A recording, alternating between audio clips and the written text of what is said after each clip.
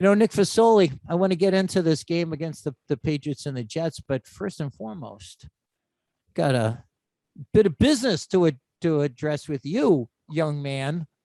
You're now a full-time employee of Barstool Sports. Have I got that correct? That is correct. Thank you very much, Jerry. I appreciate the acknowledgement. Oh no. So get walk us through this journey. To this point, you've been what you've been like the coaching assistant, you've been like the team Yeah, manager, it's you've been carrying water and like doing the laundry, like yeah, Journey it's been Smollett and Friday Night yeah, Lights. Like right. tell me what you've been up until this point and now what you are going forward. It's been a long haul, I'd say. And if you want to compare me to someone, you can compare me to Josh McDaniels, who's hopefully taking over the kingdom someday. But yeah, I mean, all worth the grind and finally here. Okay, the But spinning headline. This yeah. just in. Nick Fasoli wants to take over from El Presidente. He's got designs on taking the top job. This young No. go-getter no sooner got a contract than he wants to be the top dog. Okay, Yeah. but you were a full-time employee, and prior to this, what have you been like probationary period or I was an intern for the last okay? 6 months. And November 1st actually is the start date. So not yet, but we're getting there. After the Oh, Patriots so you've got to win, survive the hopefully next on 4 Sunday. days, basically. Yeah. Okay. Yeah. Well, um, I hope you can go that long without you know, firing a prop gun into somebody or yeah, I don't right. know, Oof. like stealing stuff or violating Yeah. our like harassment video that we all had to do. But like, okay, so you've been working towards a goal, Yes, which is sir. to and how long have you wanted to be full time at Barstool? Because I I mean, don't ask you enough about this stuff. But when did you really begin on this personal journey? I've been a long time stoolie since I was 12 years old. It's when I discovered your blogs and when I discovered Barstool when I was in the 8th grade going into freshman year of high school. And then I made my way. And when I got to college, that's when it was really like, I kind of knew that I wanted to do this type of stuff, media, sports media. Um, and then it kind of just like shaped out after I became a viceroy for my college's account. And then over the years, everything but from other internships to the work I was doing kind of just stemmed into this direction. But I would say like I knew probably senior year of high school, I want to do something with Barstool. I mean, obviously like every kid does, but then freshman year, it really started to solidify with me, and that's how I got my nickname. Everyone calls me Fastuli, and that's just how it's always been. You know, Unbelievable. And you said 8th grade you eighth started grade, reading. 2012/13. Okay, so now I'm mentally going through like a gigabytes of data that are in my head about stuff I wrote that probably warped your mind in ways that will never be unwarped. And I want to apologize, but if it's led you here, and I played some small part in this, before we get back to you, I'm just kind of in this weird place because I went to Sunday Mass as I am wont to do, and the priest there is a rock star, and everybody likes him, and I rarely talk to him because he's always got people around him, and I'm walking out the door, and he grabs me and says, "Hey, a couple of weeks ago, I was up here and I said the Red Sox are going to win the last series that they won. I hope you wrote about that." And I'm like, oh my God, like he's reading Barstool. Like, I don't now it's in my head. Like how, what Your do I Holiness. write that like my priest who's like everybody loves and I respect, like, I don't want him reading my stuff, my snarky R-rated garbage. And now I think like there was a young Nick Fastuli who was reading me when he was 8th grade is about 14 years, 13 years 14, old. 15. I think I was 15. Yeah. Oh, yeah. Okay. All right. Well, now I feel less guilty, I guess, if it got you to this point. But and if it doesn't, end up getting you canceled forever if it makes it so you can't be a Supreme Court justice because they're going to find your search history or whatever, and it involves Yeah. the crap that I was writing back in the day. But so cool. What are you doing outside of this show, like that's going to be part of your full-time duties? So I am a associate producer now, and every day I produce the Barstool Rundown. I shoot and I help produce Barstool Stool Scenes that we come out every week with Fridays, and I'm a videographer. So whatever they need from me, I go out and shoot. Like I've helped shoot the last 2 episodes of Rediscovering America, one of the greatest, I'd say, shorter mini series that we do here at Barstool. Loved by probably the entire fan base of Barstool. Donnie Does, KB No Swag, Nick Tarani. Shout out Corey Rutledge, main producer. He's unbelievable. But I travel, I shoot whatever they need me to, and I edit a ton of All right, stuff. now that was reviews. starting to sound like your Oscar acceptance speech. You're just going to thank No. everyone, all the people who are there at the beginning. But no, that's still really cool. I also think it means like now you're kind of elevated a step above me. Like I kind of felt like prior to this, maybe like I had upper hand on you. Like I was hoping to mold you into the guy who is like my gentleman's gentleman, like the butler on Fresh Prince of Bel-Air, but even fancier. Like you would be like, I would be walking somewhere, you would put the cape over my shoulders and pop out my top hat, and hand me my walking stick. But no, now you're not my manservant anymore. You're like a producer. Like now I'm having to answer to you. Okay. I can wrap my brain around that dynamic, but I'm gonna have to find somebody else to be my butler. That's maybe not true, Jerry.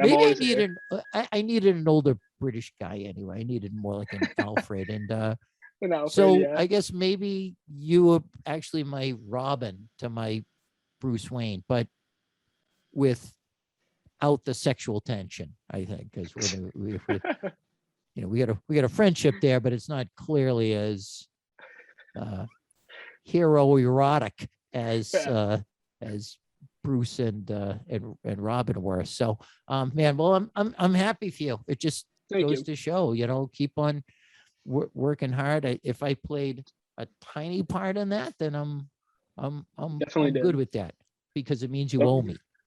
That's right. So if I need you to kill a guy, then you kind of.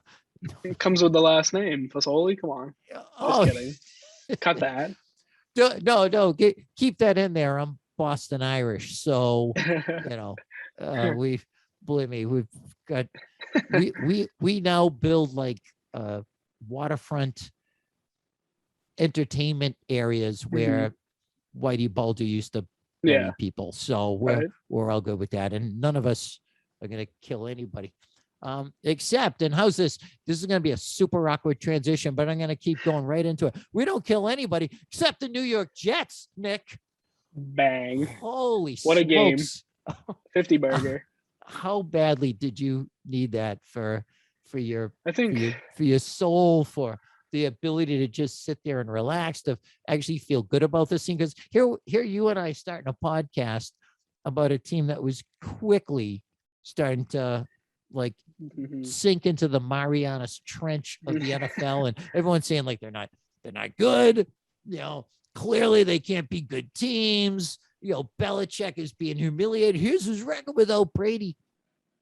And with a rookie quarterback in a makeshift offensive line that's held together with baling wire and duct tape, absolutely. Did everything right that you can do. They're the only team in the league to put up 50 plus points. And it's not because they had breaks or blocked punts or got the ball on their opponent's 20. They put together drives, right? They had the ball 11 times. They took a knee in the fourth quarter, so eliminate that one. Of the 10 drives, they scored 9 times. they punted once, and 7 of those 9 times were touchdowns. Like, there's be one of those people who says it's just the Jets. And I think that No. you have serious mental issues if you choose Yeah. to go that way. This was a pure good. This was a thing that nobody in the NFL has done this year against a Jets team that, while not good, beat the Titans. Yeah. So Really. there's no poking holes in how good this was. Yeah. The one thing that I would say is, I mean, we've been waiting for it for what, 7 weeks now, but the Patriots offense and defense, I feel like finally both played in the same game. That's the one thing we've been missing and talking about week to week. It was either the defense's game or the offense's game. This week, I think they both played great. I mean, Yes. there was flaws at points, but they finally both showed up to the same field on the same day. Positively, no turnovers by the Pats. A couple of interceptions.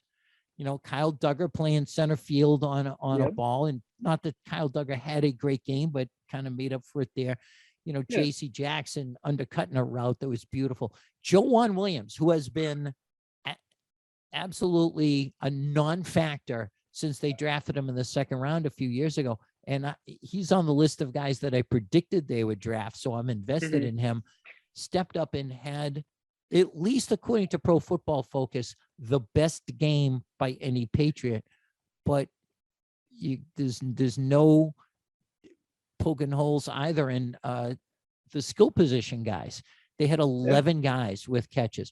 Damian Harris had like 7.4 yards per attempt. Mac Jones completed 67% of his passes for 300 yards, his first 300-yard game. And all of this behind an offensive line that, like we said, they've been shuffling that deck like a cribbage deck.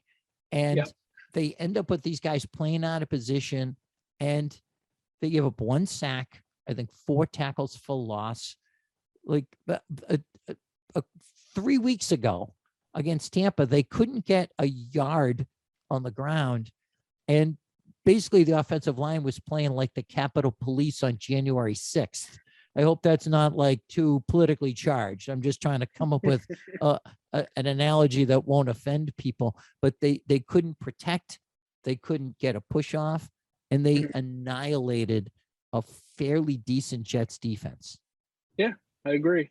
Coming back to the offensive standpoint, I mean, a guy who none of us would think to have the game that he did, number 25.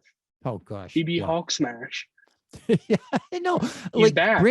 Brandon Bolden, when James White went down, and they pivoted to, well, Brandon Bolden, there'll be our pass catching back. I take a backseat to no man when it comes to saying that's a terrible idea. And they were getting into the red zone against I want to say it was against New Orleans, and like throwing screen passes to him, and you're going, what? Like, Brandon Bolden's a career special teamer, a guy who you bring in at the end of games to give your running back a breather and give him like 2 or 3 carries for 4 yards and just call it a day. And Josh McDaniels saw something in him. He stuck with him, and anyone who was tooling on that decision earlier in the year, at least for now, is eating crow. Like, the guy can make catches and make people miss and break tackles in space. Go figure. Yeah, he looks like no Brandon Bolden we've seen over the last decade. Yeah, except the one that was bowling over the Patriots when he played for the Dolphins for that one year. Dolphins. It had like two touchdowns, and you go, where the hell has this guy been? And again, a ton of credit goes to the offensive line. We've already mentioned Mac Jones, Damian Harris for sure, how he's able to bowl over people and get through the hole fast. But Josh McDaniels, who has taken a lot of guff, and I don't know what guff is, but he has taken a lot of it this year for his decision making, his play calling. Like, he just went into his book of dark magic and pulled stuff out. I mean, not all of it worked. I mean, clearly the Bourne pass to Nelson Aguilar was brilliant because Oh my God, yeah. he caught the Jets, who like to play deep coverage and take away the back part of the field and make you move the Mhm. chains. He caught them coming down into a box and had the perfect play call for it. And they had a single safety. They found him in the middle of the field, and Aguilar just busted out wide, and everyone else was coming down to stop the wide receiver screen. That never happened.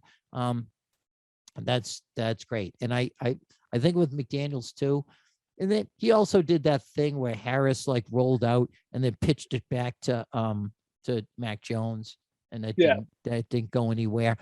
But even that, he called that like late in the game when the Pats were already up by several touchdowns, and I think that was him thinking ahead. Like, Yeah. fine, let's put this stuff on tape so that the Chargers and then the Panthers and the Browns will all have to think about this stuff. Mhm. And I appreciate that, taking advantage of the opportunity you have before he emptied the bench. And then they did that and got, and we'll get into this with our guests, but got everybody involved from the top of the roster on down and did everything that you want to see a team do in a game that really, had they lost this, it would have been just an atrocity of wrong. And Mhm. instead, it was their most impressive game, really, in a couple years, 3 years, maybe even back going into the Brady era. Yeah, I mean, it was a very good game. I don't know if it was that far back. I think Cam had a couple good games. I'd give Noon a couple. And we struggled at points in the last couple of years, but someone who stood out this game, who looked like one of our enemies over in New York, Garrett Cole, and he's wearing a Patriots uniform, is Nelson Aguilar. You know why I say Garrett Cole is caught everything this game. Looked like the ball couldn't not stick to his hands. Yeah. Yep. And a guy that hasn't been the deep threat that we kind of hoped he would be, and then had like just a horrific drop in the Mm-hmm. Cowboys game. But damn, if Needed a he was, comeback game. yep, absolutely. And obviously made that nice catch off the perfect ball by Kendrick Bourne, which is something you Yeah, I don't hear know. every day. But then late in the game, had a catch on a nice slant route on, I want to say it was third down, but I know that it was a long pickup that they needed. And yeah, a game plan that started out with them just trying to work the underneath stuff, because that's what the Jets traditionally give you, and then opened it up so that they could start taking shots up the field. And it's what you'll want to see them do, like work, everything from 0 yards to the goal line, but also all 53 and a third. And I thought that they got that, not just with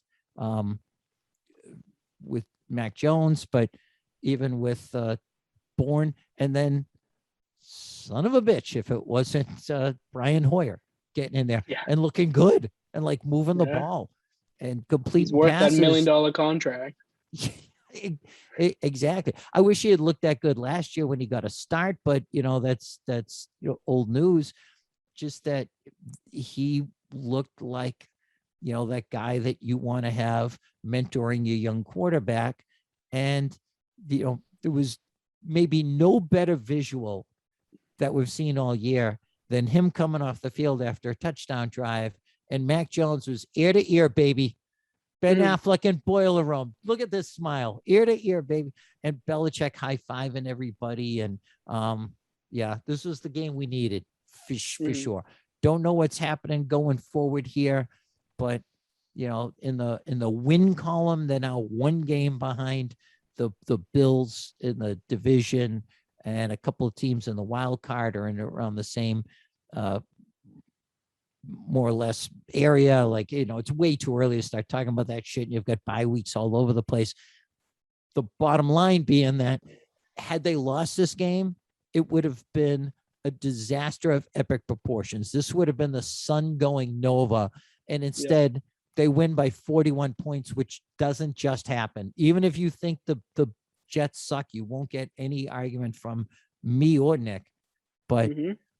the you really have to be a psychotic to not say this was a great thing and It was a great let's one. enjoy this. Yeah, exactly. So I'm really happy to be joined to talk about it this week with one of the straight up best comics in his generation to come out of the New England area, pride of Gloucester, but also Hampton Beach, New Hampshire, a guy who's I've been working with for the better part of 25 years. He's done Letterman. He was on the CBS primetime series, The McCarthys. Terrific, funny guy, does a ton of sports comedy. Also, less important for the purposes of this show, but a really great guy to hang out with and star of his own podcast and highly respected in the New England comedy the New England comedy area, and a good friend of mine. So this is us being joined by legendary comic Jimmy Dunn. Let's roll tape. All right, Jimmy Dunn, I'm going to begin with an analogy, and trust me, it might take a minute, but it's gonna lead to the topic at hand. So I started out in comedy in like the early 90s, and there was a group of us. A lot of them are still like the leading people in Boston comedy. Don't let the fact that I'm on this podcast now like kid you into thinking that I wasn't doing it back then, because they're super successful and I'm clearly not. But when we broke in, I always knew these guys who weren't like the rest of us. Like rest of us would have a show in some crappy like steakhouse or some like, bucket of blood, like Chinese restaurant or something, and go, oh my God, that was death. And then you'd have a good show, but then you'd have these other terrible ones. And there was always these guys in that circle who never had a bad show. And I always found it weird. Like, tell me if you ever encountered this. Like every time you talk to them, oh yeah, I just did a show the other night. I crushed. Oh yeah, I killed over there. And so there was this one guy in particular I remember who every time I ever saw him, he was coming off the greatest show anybody's ever had. And so one night I'm at the Kowloon, for a showcase. Kowloon is an institution in Sure. Boston, Route 1 in Saugus. And Billy Martin was the host, and it was a terrible crowd. It was just awful. And Billy pulls me aside. He goes, all right, I'm going to bring you up in a minute, and you're going to have to get up there and eat your dick just like the rest of us. And I went up and took a gigantic bite of my really small penis, just like he said. And it was terrible, and I'm flop sweating, and it was awful. So this one guy in particular who never had a bad show got up there, and he had a negative number of laughs. And by that, I mean, I've never seen it before or since. By that, I mean, everyone in the audience in a future date will hear something funny and not laugh because he took that laugh away from him. It was so bad. And he came off stage and he looked at me, says, well, at least I got the crowd going. And now I understood. I'm like, okay, now I get where this is coming from. It's a pathology. It's like this kind of delusions of grandeur thing. It's like body dysmorphia. Like you're scrawny, but you think you're really built. And where I'm bringing this home, the reason I mention this is that to me is what the Jets have been for a really long time. Like particularly during the Rex Ryan era. Sure. Yeah, of course. Oh, Rex Ryan Killed everything. Exactly. Every press conference he ever gave, pregame, after a game, on a Wednesday, whatever, it was always first person singular pronouns. I think I'm one of the best coaches in the world. I don't kiss Bill Belichick's rings. I don't think they're ever any better than us. And I kind of feel like the Jets now, over the last, I don't know, 4, 5, maybe years, have just kind of settled into this thing where they realize they're fucking terrible. and they're not going to get, I think they just kind of embrace it like a comic who gets up there not to get laughs, but just out of a sort of masochism. Am I wrong about that?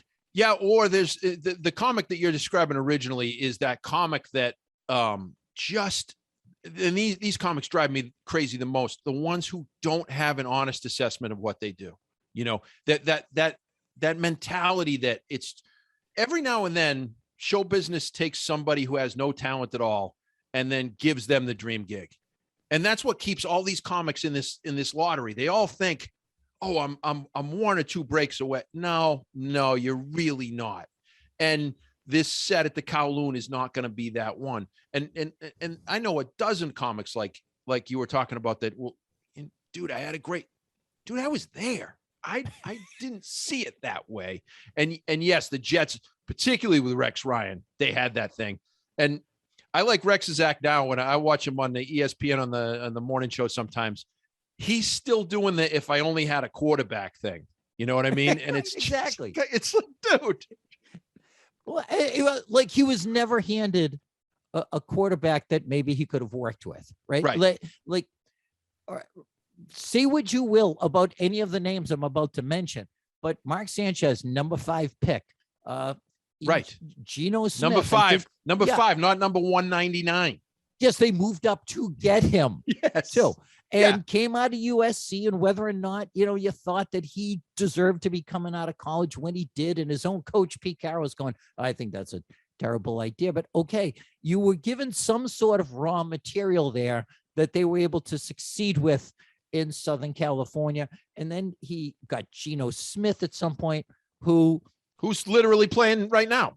Yeah. In his fame, his claim to fame in New York was getting his jaw broken by I.K. Impalia. I forget the guy's name, but he had 2 initials and a name, a linebacker who he owed money to, who punched his lights out. Oh, yeah, I remember that. Yeah. Then he goes up to Buffalo and he gets E.J. Emanuel. And not a week ago, he accused of Mac Jones of just being a noodle-armed quarterback. And like, dude, you're sitting there, and I like Rex Ryan, like in a way for his comedic effect or whatever. In a way, I love every chin on his face, but dude, like, he was a guy that never was able to understand how ineffective he was at developing a quarterback, which is the number one job of a coach, no matter who you are, no matter, whether you're a head coach or come from defense or whatever. If you're Joe Judge, who left the Patriots to go to the Giants as a special teams coordinator, your number one job is develop a quarterback. And I think that, okay, that Rex Ryan era is over. Like, they're no longer going up on stage going, wow, I really killed.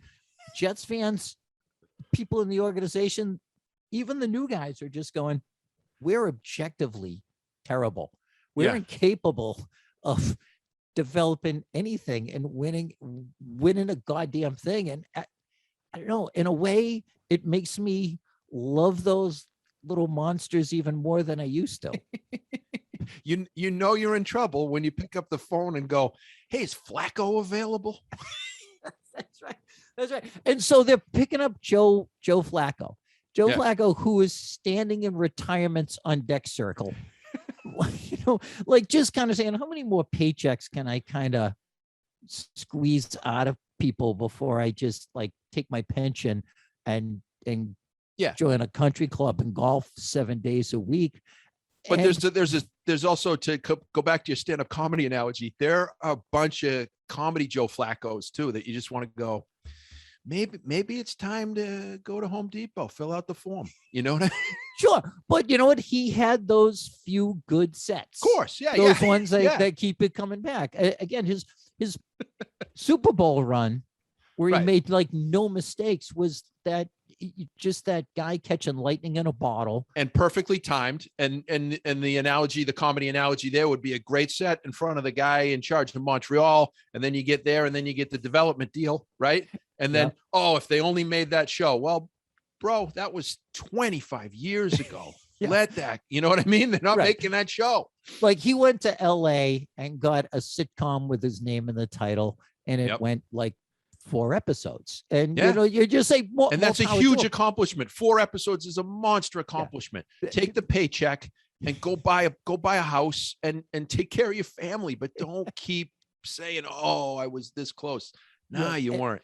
And I'll always respect Flacco for turning down deal after deal. And he went to the final year of his contract and then beats the Patriots and then goes to to that Super Bowl where the lights went out, right? That Yep. was, I have the timeline on that, correct, right? That was the one they went in, they played San Fran and it just went dark and he didn't turn the ball over or whatever and cashed in. And Yeah. never amounted to anything ever. And now he's going to be the quarterback of the New York Jets. Of like, and then they're going to have the number 1 pick probably. Yeah, And they'll ruin some other poor kid's life. Right Yeah. now, there's a really accomplished NCAA, like so a team that's absolutely in a Power 5 conference that's probably going to be in the playoffs, and their best players right now sweating it out, going, "Oh my God, I might end up at the Jets." No, Like, he's not. His parents, like his dad is. His dad's smart enough to go, no, but Dad, it's the NFL. No, it's not. It's not. Yeah. And the thing about this game that I loved more than anything, more even the fact that for the first time, and I can't tell you how long, we all just relaxed and enjoyed a Patriots game, right? There certainly hasn't been one this year. No. It's either been the blowout against the Saints, or it's been go to Damarung, the game against Brady, or like football Mageddon, the one against the Cowboys, like where it's just been excruciating and they found a way to lose. This one was just, you got to have laughs, but more than anything, and this is what I've missed, my favorite Patriots games are the ones where people hate Belichick. Why? Not because coaching has passed him by, not because he hired his son as a coordinator, but because he committed the unpardonable sin of running up the score. I knew you were going to go there. Yeah. It's pure joy. And I love it. Remember the one again in 2007 where he blew out Joe Gibbs? I'm going to say Redskins. Please don't ban us. Okay. That's historically We've accurate. just been canceled. They were them then. Yeah.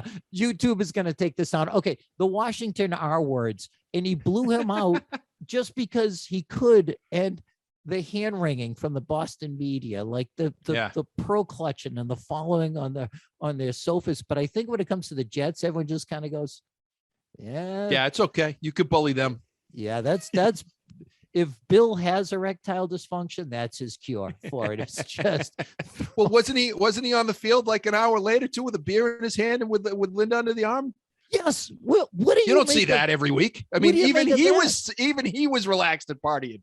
Yeah, they were at that new end zone section, and it's named after one of those companies that you don't know really what they do, unless you're like smart and in. No, unless you work for that company. Yeah, exactly. Like, and you're sitting in those seats. The original stadium was going to be called CMGI Field. For the life of me, I've never known. I remember that. How to use their product or whatever, and I don't know what that end zone section is, but they were hanging out there, crushing beers, and with like Matt Patricia or whatever. And the dog was there. Nike the dog was there. Nike the dog was there. The assistant general manager. That's how big of a win it was. Yeah, bring the dog. So what do you make of that? Do you think that's just, hey, we finally won a home game, or it's, well, this is the Jets, so it's time for the champagne of beers, or is it a different Belichick? No, it's not a different Belichick. I don't think we'll ever see that. I think it's an enjoy the moment thing. I think it's a bit of a message to the team that we don't stink and enjoy the wins. This paid off all the hard work. I also think like he just had a plan that everybody was going to touch that ball. Everybody was going to be successful today. That was the game plan. And he again, don't get too excited. It's the Jets, but it was one of those, to bring it back to the comic analogy, that's when the red hot room is the room is just red hot. And you go, oh, I got 6 minutes of new stuff that I'm trying tonight that's going to kill. I mean, the little trick plays, the whole thing. That was an Elks Club gig where you can't do any wrong. That's what that was. Right. But plastic tablecloths and bowls of goldfish and and Doritos and a bunch of like gift bags for the silent auction or whatever. And yes, and those are those electric nights that you say, this is why I do this. This is, and it's a perfect metaphor. And your point about how he wanted this for his players is perfect, because, they went into this 2-4. Yep. With some really tough, excruciating losses. They're a couple of plays here and there away from, stealing one from Tampa Bay. And that was just a heartbreaker that they almost stole that game. And it was, I don't even want to say stole. They almost, I don't know if I say should have won. They outplayed them. Right. They had that game. It was right there. Right. It was right there. They had a game plan to keep the best quarterback in the league this year, with a huge grudge, walking in with ready to wreak vengeance on the guy who let him go. And they kept him out of the end zone for the entire game. And then you go to Dallas, who are, objectively speaking, the best offense in the NFL. And, we're able to get 24 yards on a 3rd and 25 and then convert, so those plays kept them a couple of wins away. And then you're looking at the fumbles against Miami in week 1. They could be right now 6-1. Now they're not okay, but I think the fact that they played this complete game, absolutely, he just said, my team needs to know that this is good. Yeah, we appreciate what they've done and how close they've come and how they're figuring it out, because whatever else you say about this team, you can't question their attitude, their work ethic, or whatever. I've told this on this show before, but the first time I pulled into practice, into the stadium for OTAs, I had a stadium employee saying, these new guys love it here. They go out of the way to say how excited they are to be here. And, remember the dynamic going into this. Nobody wants to play for this team now, because it's not fun. Playing with Tom Brady was fun. Nobody wants to be part of a rebuild here, and these guys love it. So I think, yes, late in the game, he went up and down the sideline, high-fiving everybody. Yeah. Why? Because they needed it. Why didn't he do that? I don't know, in the 2014 team, because they didn't necessarily need it, and I think he's always got that in mind. And your other point about how they distributed the ball, 11 receivers. Yeah. God, passes. For crying out loud, he got N'Keal Harry involved in it. I don't know if you remember N'Keal Harry. Is that his name? Because Lofton had him as somebody else, didn't he? He was awful. James Lofton. Yes. Yeah. Thank you for that. This is, but we can say this team is is better than their record. They're definitely on the come, whatever we want to say about that. But that's a really solid indication as to where they are right now by who's calling the game, and we're getting open mic night. You know what I mean? He was, Russ Francis used to play for the Pet. Yeah. Come on, dude. When you're going back to Russ Francis, you have no idea who's even on this team, do you? Oh my gosh. Yeah. What this year has really been like an eye-opening experience when you realize this is who you're getting all the time. You're just getting the absolute scrubs. Back in the day when the Pats were really terrible, and even their home games might not be on TV, but their road games, without exception, the analyst was Beasley Reese. Yep. Who just was beyond bad. Like he was wearing a paper hat that says trainee, right now he's putting your Big Mac on the tray, but they don't trust him on the fryer later yet. And so, yeah, James Lofton, who, what did he call N'Keal Harry? Did he not get his name right? Because he called him N'Keal or Harry something. He was way off. It was. He was so far off. My wife noticed, and my wife doesn't know anything about sports. And my wife even went, "What?" What I will never forget about him on this one was the interception by Kyle Duggar. Yeah. And in live time, you couldn't really tell. The camera was behind him, and he might have picked it off the ground, but you're not really sure. And he was convinced, nope, no way that happened. Absolutely didn't. And so they show the first angle, and it's behind Mike White. who I think threw. Yeah, it was Mike White who threw that. He was in the Yeah. game by that point. It's behind him in between like 10 300-pound guys. And then he's 30 yards upfield and he's going, yeah, nope, definitely hit the ground. Like, what are you talking about? Like, this isn't like the Zapruder film. You know what I mean? Like, we don't actually Right. have like the brain matter going all over the place. And they finally find an angle where you can judge from. And you said, oh, wow, nice. Yeah, he Great caught the Jackie ball. Bradley Jr.'s shoestring catch. He's like, That's right. yeah, no, it hit the ground right there. Like, No, he caught the ball. It's Collinsworth does this all the time too, and it just drives me insane. And you just want to go, dude, you know we're watching too, right? Like, this isn't old timey radio. We saw that you're making things up. Collinsworth just makes stuff up. He drives me insane. yeah, Jimmy, is it just me? Because I don't want to be that guy. Like the worst callers, and you've done a lot of sports radio too. The worst callers are the guys who just like, I thought those announcers were against us. Like, Yeah. oh, okay, well, what am I going to do with that conversation? You know what I mean? Like, what But if you have leads that nowhere. gig, Yeah. have that gig, know more about football than me. Yes. That's all. And do a little homework. Like you know that Lofton just got off the plane and said, "Where are we? New England? Okay, let's call this game." Like, yes. And at least do some homework. He and Collinsworth, and I'll throw Dan Fouts, who's no longer doing it in this Yeah. mix. He was losing it too. Every replay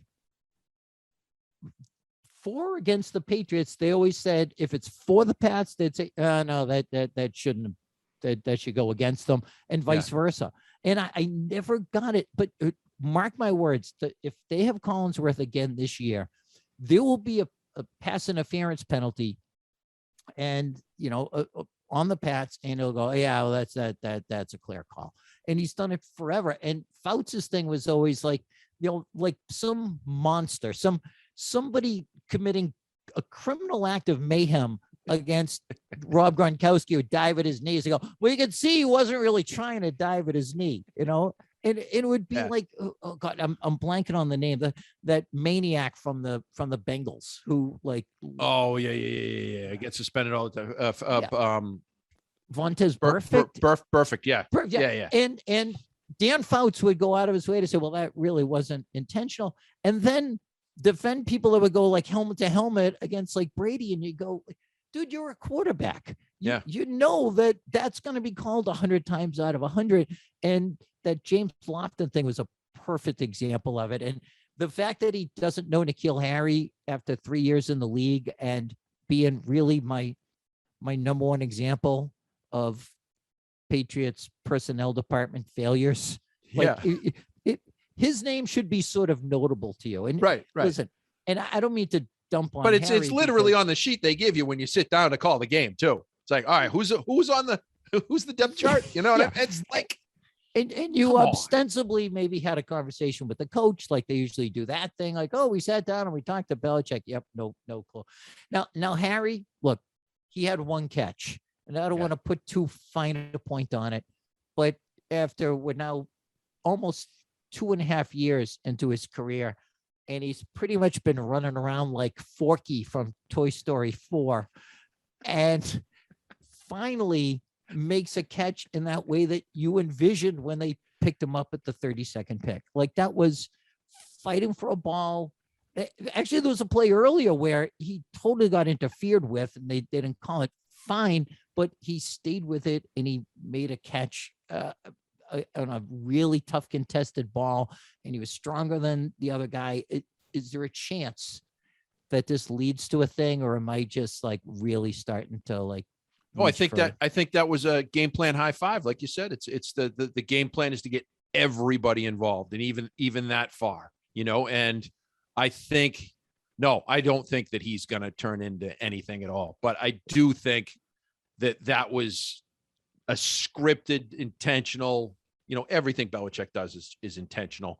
Right. And I think spread the ball around and make sure, and maybe I'm giving Mac Jones too much credit here too, but maybe Mac Jones is going, all right, he don't have a ball yet. Maybe there's a little of that going on too.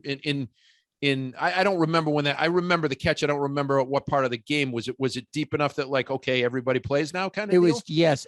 In fact, I was sitting there frustrated because, they're up by, 30 points or whatever, and they're rolling out the same 3 receivers and he's not on the field. Yeah. And I'm like, what a terrible look for a guy who asked for a trade. But in fairness, that was thrown by Brian Hoyer. Oh yeah, that's right. Yeah. Yeah. And so when you can bring out Brian Hoyer, the human victory cigar, like that's a pure good. That is proof that you're having a great game now. And he threw the ball to Gunner too, right? Was that Hoyer time as well? Yeah, absolutely. Yeah, because when Gunner gets the ball too, you go, all right, everyone's playing tonight. Right. Is there anybody left on the bench that hasn't going? That a really good youth coach will just sit there and go, "Hey, you fat kid." Yeah, you haven't caught anything. Yeah, line up at wide receiver. We'll try it. Who cares? Yeah, you mousy kid who like shies away from contact. You want to try to run the ball, and trust me, those are the golden moments that make coaching worthwhile. And it's getting back to Mac Jones though. We're clearly coming around to the fact that this is not the pea shooter. And that was the word that friggin' Rex Ryan used. He called him a pea shooter. Yeah. Don't know what that means. Rex Ryan's into feet. Maybe he's into shooting pea. I don't know if that's your fetish. I don't object. Well, maybe that's to go back to why he's never drafted the right quarterback. Maybe that's because he's writing things like pea shooter down on his scout sheet. Yeah, exactly. And by the way, no objection to the feet thing. His wife was an absolute. She got the goods. She was a dime piece. Oh my God. And I don't care about the feet. I don't. It doesn't make my top 40 body parts. Right. But she reminded me of the actress, and I don't know her name, but she played Herb Brooks's wife in Miracle. Okay, I vaguely remember. Yeah, Kurt Russell's wife, just really attractive. And if you're into feet, sure, I'm all about that. So, I don't object to his predilections, but his evaluation of quarterback is not what I want to go with. But I had a blast since the game going through the internet and looking at the reactions on all like the cable shows and the NFL breakdown videos or whatever to Mac Jones's game. And if you didn't believe in this guy before this, that's on you. But he's played 7 games now and had a passer rating of 100 or more in 4 of them, and a passer rating of 89 or more in 6 of them. Really, the only game he's had that you can objectively say wasn't good was the New Orleans game.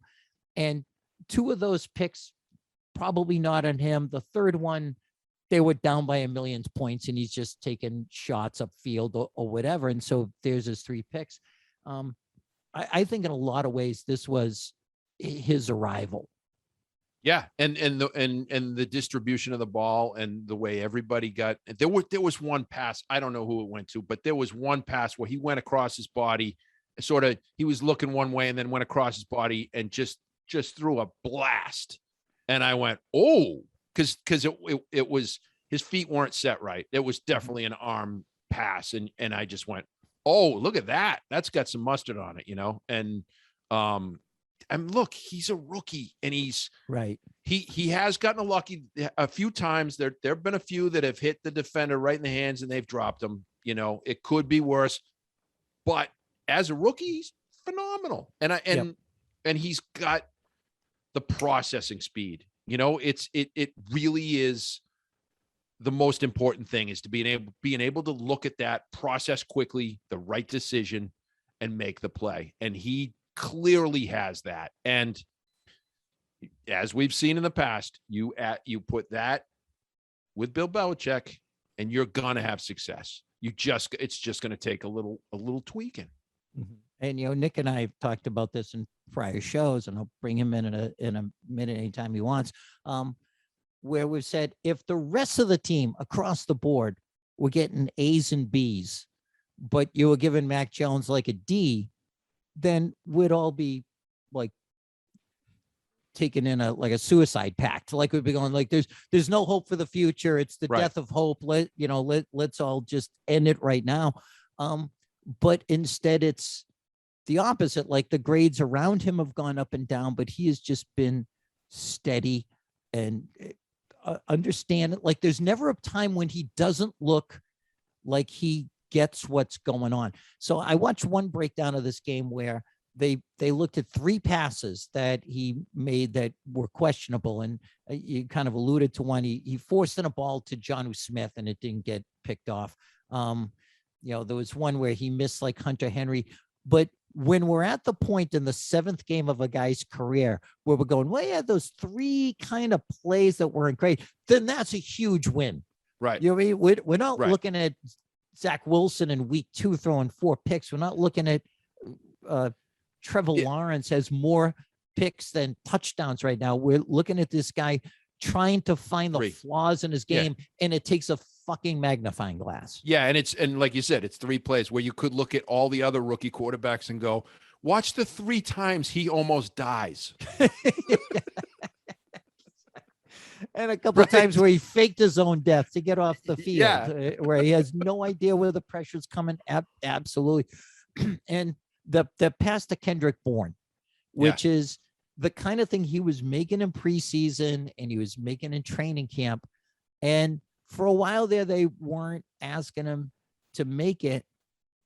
And somebody put this out. I found this on the Patriots Reddit subreddit, where it was above and below. It was his pass to Bourne, and then below was a Brady 50-yarder to Mike Evans. And I saw that today too. I did. Yeah, I saw that. Just eerie. It was absolutely perfect. And you go, this is, it's crazy to but like you said, Brady, but he's better at this point in his career than Brady was 7 games into his career. Hard stop. I said it, and I stand by that. But and here's something to consider. Maybe, I don't know, but maybe Belichick knows that he can, he knows he can make that pass. But if you come out as a rookie and just have that pass in your head all the time, you're gonna get creamed like some of these other quarterbacks. And I hear a lot of always protecting his quarterback. And yes, he probably did with the decision to try and kick that field goal against Tampa Bay. Yes, he's protecting his quarterback. He's being smart because he knows he's got something here, and this is the next whatever years he wants to do this. But maybe he's working backwards. Maybe he's teaching him how to hit the tight ends, how to hit the quick passes, how to do the stuff inside of 10, 15 yards, and then we'll work on the other stuff. And knowing that he can make that pass like the pass he made to Bourne. So maybe Belichick is coaching him that way, and it makes sense. I mean, if you want to have success now, you don't make mistakes, you don't turn over the ball, you take the easy pass, and then the longer play comes in later. I mean, it's very much like the formula with the young Tom Brady. Yeah, I'm with you on that. And that Patriots team in 2001 is a perfect analogy. And by the way, they were the last team to start 3-4 and win a Super Bowl. Now, I'm not saying that the Patriots are going to win a Super Bowl. Oh, yeah, not where I'm going with this. But hold on, let me get my bet in. Yeah, well, you can see while I was frustrated early on where they kept Jones in that little rolly cart that they put toddlers in, and they kept the gate up on the top of the stairs, and you're like, look, he can walk already. Can we just shake the Cheerios off of that thing and then just let him walk on his own feet? But I felt that way with the Tampa Bay game, and I know that you've already been through all of that, but I felt the same way with the Tampa Bay game, and it's like, oh, let him try and win this. Let's not kick it. Let him try. If it was Brady, he certainly wouldn't have kicked that field goal. He wouldn't have tried that field goal. He would have tried to take a little bit more time off that clock, run it down. And it just felt like, oh man, you got to let him try and get this right now. And he didn't. And 4th and 3 at midfield in overtime against the Cowboys, where the defense was pure gassed. Like you Right. knew if that went 8 more quarters, Dallas was going to score every time they touched the ball. That was a time to let the kid try to win it. But I think they saw an opportunity here to go, all right, let's let him know what we think he's capable of doing. And so, yeah, they came out early on. The game plan was straight up what you do against Robert Sala's defense, which is they're a big cover 3 team. They're sometimes quarters. They're all about just taking away the deep ball. He comes out of that Shanahan school. And so, yeah, they worked it to the tight ends, and it was brilliant. I mean, they just kept finding ways to put the ball in Jonnu Smith's hands, whether it was handed to him or that screen pass that they threw that went for like 28 yards. It was beautiful. And then when he went out, it was Hunter Henry, but eventually they just forced the Jets to have to defend the underneath stuff. And that's where they let this kid off the chain a little bit. And it was brilliant. And, you know, not all the passes worked, but that one to Bourne was, I think, really a game changer. That's the one where you just say, okay, this is where we trust him to put the ball 40 yards in the air. And by the way, that was a touchdown. Right. Yeah. Yeah. I will go to my grave saying he crossed that. Yeah. I wrote today, I will put that on my deathbed. I will say that was a touchdown. But as Norm Macdonald said, God rest his soul, like, why would you buy a deathbed? I'm sorry, Nick, go ahead, pal. Chime in here with this. The light was on. Yeah. So first off, the touchdown, that was such a touchdown. And what sucked even more about it was I needed Kendrick Bourne to score a touchdown. No. We can't do the fantasy football stuff. We can't. You can't watch football going, that's a touchdown because that's my guy and I need the 6 points to beat Tony. Wasn't fantasy. No. I don't do fantasy. I do money stakes. Ah, and okay. I needed So you had him to Kendrick catch a Bourne touchdown. to play some money. Yeah. And Yeah. so that ruined my parlay. Anyway, my real question It's a fine line too between bet and fantasy. You know what I mean? I started doing it too. I started bet. I mean, I had Brady at 3 touchdowns this weekend, and that was like easy money. And yeah, but now you're just rooting for. When there's a game where I don't have a rooting interest, like I don't care who wins this game, I will pick one of those kind of bets just so I have something to root for, just to have some juice. Yeah, My I'm sorry. real Go question ahead. for you guys is, as the game went on, it felt like we were finding our way. The defense was playing well, and then Devin McCourty got hurt. What was your guys' instinct after that? How'd you feel as the defense trotted onto the field without our long-standing captain and best player, I think? Yeah, and I think that McCourty, I was asked this a while ago, who's been the second best player of the dynasty era? And I went with McCourty for a lot of reasons. And yeah, Gronk has been spectacular at times, but also they won a championship without him. You know, McCourty, in terms of durability, leadership, special teams, like, you know, big plays, has just checked all the boxes. Fortunately, when he went down, they had a gigantic lead. So they were able to go from just having him as the single safety to just dropping Adrian Phillips, who's a solid player, and then Duggar back. I don't want to face a future where McCourty is out and you're trying to sub in for him, even though he's not having his best season. By his own admission, he said he was garbage against the Texans, and that's true. Took some real bad Pythagoras angles that reminded me of Brandon Merriweather. We had just gone, what the hell was that? Why'd you go? It's like driving with my wife. Why are you going that way to get that way? Exactly. So you're going to go into the left lane to take a right off of the exit. Okay, cool. That's how Merriweather was all. Why are you going uptown to get to the beach? It's around the corner, like Jimmy Conway. Yeah, right around the corner there. Just up there, just up there a bit. Having said that, like, they had the luxury of him going down at a time where they could afford it, but that's going to be huge.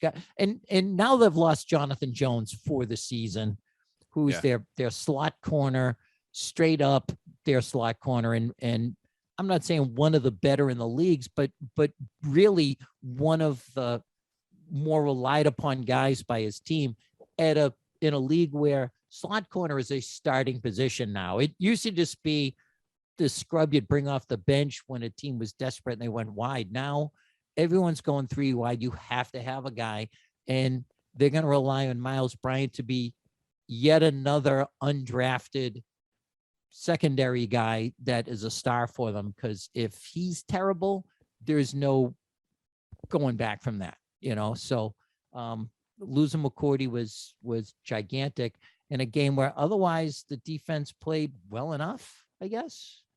Again, temperate. It's the Jets, though. We'll see what that defense is this week, because this is going to be a huge difference. Yeah, I thought they played real off coverage when Mike White came in, and part of it. But again, it's Mike White. Where half of us went, is this a Reservoir Dogs character? Who is Mr. White's the quarterback? Right. 90% of Jets fans were going, who's that? Who's this guy? We have a backup quarterback. And then he throws a touchdown pass on his first attempt as a pro. And my point was, retire right now. Quit. You just had the monster set at the Kowloon. You're done, kid. Yeah, for eternity, you'll have the highest passer rating in NFL history that no one will ever take away from you. But then as they just kept playing off of him, I said, I get it. They're going to let him accumulate a bunch of numbers and he'll make mistakes. And then he did. And also, I think Belichick's playing the long con on this. If you make this guy look good enough and Zach Wilson look not good enough, then you'll embroil this team into a quarterback controversy. And so there you go. Now you've just destroyed them from within. That's my favorite theory so far. The long con on the quarterback controversy. That's brilliant. Oh yeah. You're going to have Mikey from Staten Island. Go ahead. Yeah. Hey, Mad Dog. I can't believe that they're starting Wilson again. Like we've seen what Mike White done against the best coach in the world. Like this is a shit we would need Mike Francesa for. Yeah. I was on to Mike White from the beginning. I knew Wilson was no good. I was at a steakhouse the other night. Anyway, it's on my third Bloomin' Onion. And who comes walking in? But it's Mike White. I said, hey, kid, you doing all right? Is he? Francesa's gone, right? Is he? I feel like every few months he just retires and then comes back again. He's like Brett Favre. It's funny, now that you can, you remember the days where you drive and you could only listen to the radio. I listen to nothing but podcasts now. My radio in my brand new truck died, and there's something they had to order a new radio for me. But for the last couple of months, I've been driving around just podcasts and perfectly content. When you drive through New York and you listen to the WFAN or whatever, you're driving home from a gig through New York City, I would always listen to it, but I haven't. Not in many, many years listen to that stuff. But I used to get a kick out of those guys and go, oh my God, what a bunch of bozos. Oh yeah. I listen sometimes, like I'm not in the car long enough. So I'll try to listen like the way of the gym in the morning, and invariably I'm like, okay, this is really bad. Oh, and it's an ad for penis medicine and a divorce lawyer and stuff. It's like watching daytime TV. Like, I'm William Devane. You should invest in gold. Like what? And then I listen to podcasts. I'm like, okay, I'm happy. This is why I'm. It's definitely changed the long road gig thing. Those 2-3 hour road gigs where you just be listening to just anything. And, the bad overnight shows that they would put in, even on the sports radio shows, they didn't have live programming. They'd bring in some bad overnight thing. And you'd be driving home at 1 o'clock in the morning. And it's like, if I'm not going to fall asleep now, I'm definitely going to fall asleep listening to this crap. But now I can listen to my friends and I have a blast. And the worst is like, buddies of mine had a show on WAAF and really funny guys, Nick and Maddie, and they'd my be dear on a friends, roll. man. Yeah. And I know they love you too. And then they'd be on a roll, and then it would be, okay, and now here's Rape Me by Nirvana. Okay, like I can't find the song if you don't interrupt this comedy bit that they're doing. Like I have a phone connected to my car. If I want to hear White Yeah, Wedding and- by Billy Idol. I can find it. I'm not driving around going, oh my God, I hope I can find this friggin' 80s. Yeah. And now when song. you're listening to the radio and they're going, hey, make sure you tune into our podcasts, blah, blah. I'm driving, listening to the radio. You're trying to get me to leave the entire medium and go to, I don't understand what your plan is. Do you want to be the radio? Do you want to be podcast? What do you want to be? And but I'll load up 5 or 6 podcasts before I get in the car and go, okay, I got a long drive tonight. What am I going to listen to? And it makes it go by so much faster. And before this is over, I'm straight up going to let you plug your podcast. And for everyone listening to this one, thank you very much. Like, share, and subscribe, or don't. I don't care. You're Americans. You're free to do whatever you want to do. If you want to bang that like button, go right ahead. But if not, I'm not gonna order you to. But Jimmy Dunn has a podcast that I want to hear all about. Couple of weird, quick observations that I had from this game. Yep. One, it's the last home game before Halloween. There's always been a tradition at Gillette of cheerleaders wearing costumes, and I'm not. Trust me, I'm not going into creep mode. I want my probation officer right now to not say that he's got to put the ankle bracelet back on me. But it was always sort of like adorable. They would always come out, and the networks would feature them. Here are the cheerleaders in their costumes, and it was I'm talking like, here's a Snow White, and here's a Maria von Trapp or whatever. It was none of that. None of that's happening, and it's cute and it's fun and it's attractive. That didn't happen. And also, when they cut into the crowd, it was one of those things where you realized we're now into that rarefied air where the Patriots fans we're just going to cut away because this game's so boring to old weirdos in giant hats. And I miss those games because it's been a long time since a game was such a blowout that you got to say, here's a fat guy in a construction worker's helmet with a bunch of magnets on it. Here's a dude with a giant red tri-corner hat. So it's all fun and games unless you're the guy sitting behind that guy. Oh my God. There was one shot that they showed of a guy, and we've all known this guy, where the dude's just turned around trying to be polite, and the guy in the construction worker helmet is just filling his ear full of his theories about shit. And oh my God, that's the absolute worst. It's that thing he prefaced everything he said was, well, let me tell you this about that. All right. I was here back in the day. I saw John Hanna play. So don't be telling me this offensive line, and there's no way to get out of that conversation, that it's like a black hole that no light can escape from. I sat in the aluminum bleachers. I would, yeah. Right? Yeah. And TV loves those dudes. Everyone loves them except for the guy with the misfortune of sitting in front of them. Or then the worst is when you're sitting there and the game's out of reach to the point where this guy is now interrupting your conversations. Right. Oh, I've got He's leaning in.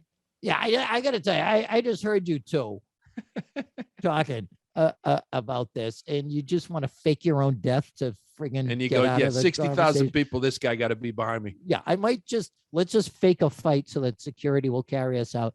And the entire crowd, I saw 2 people in Halloween costumes, which I don't know, maybe I'm just looking for too much, but there used to be a tradition. There was somebody wearing a Mac I think Jones. it's a week too early. I think it was a week too early. I think it just fell a little bit too early. Like if it was, if it was 2 days before, not 6, 5. Yeah. 6. Well, when I went to, when I was at EEI, they used to send me to do these man in the street interview things for the website.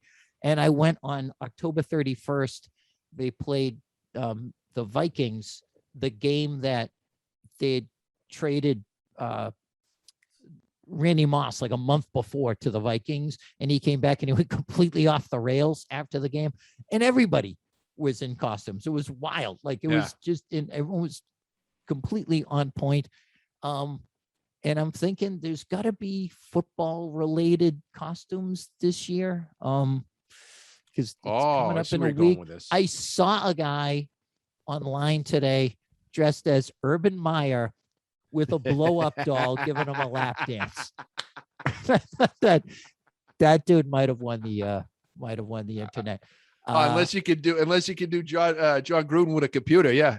Oh, okay. There's got to be a way to do that. John Gruden checking his emails. I've got a thing I'm going to at a local brewery on Saturday night. They asked me to come and judge their costume contest. I think I'm a mullet wig away from being able to pull off Steve Belichick. Oh, that'd be good. Just put a Right. big chunk of something in your mouth too, and just or get a big fake tongue. Yeah, I mean, I've got enough hooded sweatshirts. I've got the Motorola headset. So okay. I think if you go, I think if, like that's definitely. That's pretty much in character and on point, right? Yeah, that'll work for you. And I think if you go to whatever the Halloween stores are there, I think you'll find a Joe Dirt costume mullet that will fit perfectly. You know what I mean? If a mullet wig costs more than $20, then you're in the wrong store. Yeah. Those ones that they always have those, like, the bottom feeders of modeling are the people on the cover of the costume bag. It's like, Dr. Seymour Butts, proctologist, or sexy nurse, sexy friggin' referee, or sexy cowgirl, or whatever. So okay, I'm leaning. I think Steve Belichick is a good one. Okay, I think that's very, very and much the headset. on point. You need the headset, right? You need the mode and the headset. You know what I'd like to pull off, but I can't do it because I've instantly have fallen in love with this guy, Robert Saleh. Again, I like Robert Jets Saleh head coach. too. His bald head is fantastic.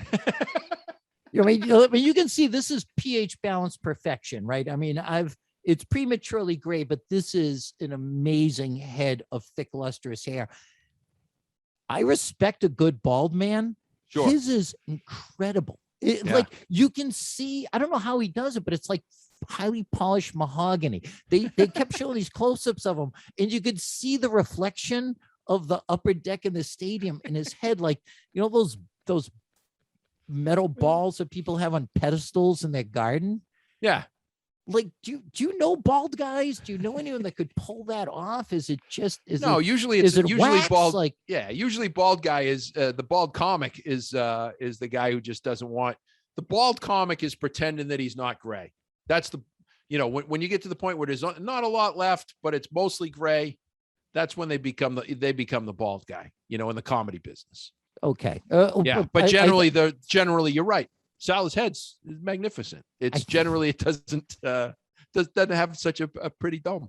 Yeah, it's like the guy in the Mummy, the old Brendan Fraser movie. I'm thinking of like whoever the Greek god, the Egyptian god was in that one. But even there, you could see like he had taken it down like earlier that day, and it's starting to grow back. But Salah's is just amazing. like and he's got, I think, like 8 kids or something like that, and I could see why. Can I just say you were talking about how the camera guys the game was such a blowout. There was so much over that the camera guys were in the crowd looking for the guys with a silly hat. Your game analysis has gotten to Robert Saleh has a sexy head. Yeah, so, 41-point blowout. We'll do that. Because, exactly my point. Yeah, because for this entire season prior to this, like, the weight of the world was on your shoulders for every single friggin' play. So it was great to be able to sit there and go, well, enjoy it, because I think there's going to be some weight coming back. Yeah. There's a lot going on here. How are you feeling about the Chargers game? Because the Chargers aren't perfect. They've got problems on defense and against the run, which the Patriots have suddenly been able to do. Incredible game by their offensive line that has been in such like chaos. But that seems to be a weakness of the Chargers. But damn if they don't have like a quarterback that you should be afraid of. With a long game. Yeah, with a long game. And as we're talking about a few minutes ago, the injuries in the secondary could make it even more difficult. Belichick will figure it out as he always does, but there's going to be a lot of deep balls thrown. So can we can we defend those? And for the first time in a while, I feel like the Pats have a quarterback that we can hold up against an opponent's quarterback. Not always. I mean, and no one went into like the Dallas game going, hey, we checked that box. Yeah. Jones against Dak Prescott, and certainly not the Tampa game. But here's one where I think in the Dallas thing that brings me that reminds me of another costume. You could be Mike McCarthy and just run around the whole party going, not going to use my timeout, not going to use my timeout, not going to use my time. What is he saving them up? You can't have him at the end of the year, dude. Oh, that's the giant. That's a great football team right now, the Cowboys. But there's no question in my mind that he's going to screw up. I mean, none of these regular season games don't mean as much. They're going to win that division very easily, of course. But he will screw up a big game moment. I'd rather not even have a coach than he's going to screw that up. He's an idiot. Because I thought that forever about what's his face from Kansas City. I mean, Jesus, how many Andy Reid, who made a career out of that until he didn't. Yeah. And if you are a fat guy with a mustache, just get yourself a Chiefs pullover. Yeah, that's an easy costume. Right. Or if you're a baby, like there's somebody going to like people have done babies with like a mustache, and it's perfect because he looks more like a baby than any coach I've ever seen in my life, short of Don Zimmer. And I'm gonna tell you, Nick, look up Don Zimmer. Like you were probably 9 years old when Pedro Martinez. Pedro threw him. I was there, man. I was right there. You were at the game? I was right there. Door. I snuck down and I was sitting in WEEI seats, which are right there, and watched that and went, what is Zimmer doing? Oh no! Bang! Right there. And did you feel sick to your stomach? Because Pedro apologized for it yet again. Pedro just Martinez was like, oh, come on. You could see him go, come on, old man. All right. Oh, fantastic. But a couple things before we start to wrap up here. Joanne Williams, who has been, I predicted the Patriots would take him. He's done less than nothing, stepped up and had absolutely the game of his life. I think they targeted him 5 times. He gave up 1 reception and broke up 3 passes. Anybody else in this game that you're blown away by, the offensive line or Damian no? But I Harris do have whatever? to. I gotta say this only because my kid brother is the president of Pulaski Academy, and Hunter Henry, famous alumni. So 4 in a row now, 4 games in a row with a touchdown. Yep. I don't like saying, oh, it looks very Gronk-like. Don't say that yet, man. Don't say that yet. But he kind of looks a little Gronk-like. Yeah, that catch in the end zone was insane. Very Gronk-like. Yeah. Yep. Yep. And this is after Smith got hurt, and they had Justin Herron as their second tight end, and friggin' Henry stepped up, and That's what it was. N'Keal Henry. That's what he said. N'Keal Henry. Yeah, look that up. He definitely said N'Keal. He went N'Keal Henry, and I went, no, he's just making guys up. All first names that begin with an H used as last names basically sound the same. Can you really blame him? No. Henry is really starting to shape up into what you thought you might be when Belichick was going out of his way to make bedroom eyes at him across the field, which he did every time they played him. And and more than anything, given Jones a reason to throw into the end zone, because through 6 games, I think he'd thrown it at the end zone 3 times total. Yeah, they got serious red zone problems until this week, and let's see what happens this coming week. But if they want to be successful in the red zone, he does have to be Gronk-like. That has to happen. Yeah, absolutely. It's a huge problem to this point, and they had 6 red zone opportunities and they scored 6 touchdowns. So take that for what it's worth. Before we wrap up, and before I tell everybody how they can get in touch with you and follow you, I and check out your podcast and everything, I think maybe do you have a maybe chambered up, and this is unfair for me to ask you this, favorite Norm Macdonald joke? Because that's I mean, the moth is the money joke, you know, that the way he just works that the podiatrist and the moth goes to the podiatrist, man. It was just like, that is probably one of the greatest. When you and I started doing stand-up comedy, you didn't watch stand-up comics online, obviously. Mhm. You watched them on late night TV, and that was the true test. And that was always, for me, that was the Super Bowl for me. I wanted to get on Letterman. That was the ultimate goal. But guys like Norm Macdonald, when they were on Letterman, and you just watched like that moth set when he's on with Conan is just a perfect late night set. So yep, and it's if 5 minutes. you haven't seen that that you one, can look watch it up. Yeah. 5 minutes, and you can watch it on and on again. And the way Conan just kind of goes with it and knows how to work with a guy Yep. who he trusts is going somewhere with a thing, and it pays off beautifully. And obviously his set that he did when he was on the roast of Bob Saget, Phenomenal. he didn't like roasts because he doesn't like that kind of comedy, didn't want to make fun of Bob Saget. So he finds a joke book that his dad gave him from the 30s. Proceeds to do 9 minutes of excruciating comedy because it's all like corny jokes that don't go anywhere. Like, yeah, this guy's got the wisdom of an owl and the eyes of an eagle and the grace of a swan. I tell you, it's for the birds. And he never once breaks character. He never once explains the bit. He's got a lot on his mind when he's wearing a hat. You can see the guys sitting up on the dais going, there. yeah, going, he's doing this on purpose. Like they didn't know he was going down, you know, and it was never explained it. Yep. Yeah. And it was almost like that episode of Seinfeld when he's got the suspenders going. I'm going up. Here we go. And what is he doing? You're He's tanking it. You're tanking it. I'm going down. I'm taking a dive. Right. One other Norm Macdonald, just a quick throwaway line. Please. He used to do this. He'd go, dentist says I got some plaque back there in my teeth. I said, yeah, that's because just before I came over, I had a big bowl of plaque.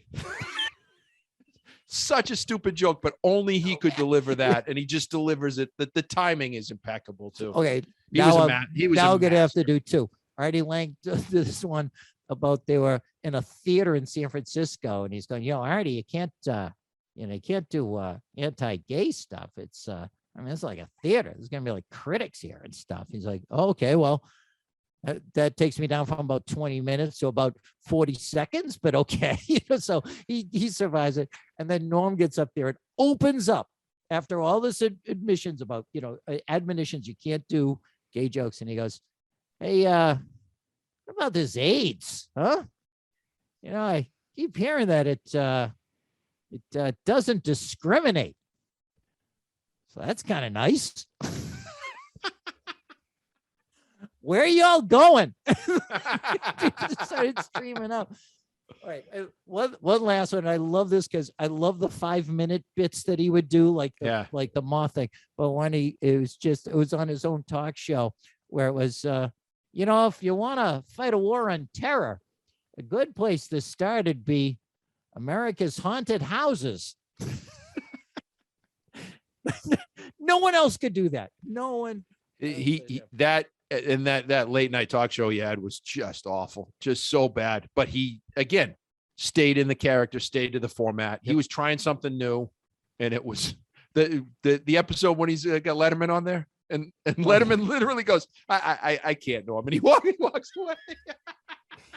Oh my God. A week didn't go by over the last 2 years where I wasn't texting somebody some bit about Norm. And I'm one of the most gratifying things going is how ever since he passed, it's like my YouTube feed is just flooded with his bits, and it's not letting up, and everyone really appreciates what we've lost here. And Yeah, he was a genius, man. Yeah. He was And a true genius. and we're not going to get together with any other comics for like months without it degenerating or accelerating into conversations about him. And you and I are going to be at Victory Point in Quincy Bay on We sure December are. 13th. I'm looking forward to that. You crushed the last time you were there, and I'm happy to be getting that club back up and running. So I'll let everybody know in future how tickets are available for that. But you can certainly get them at the door.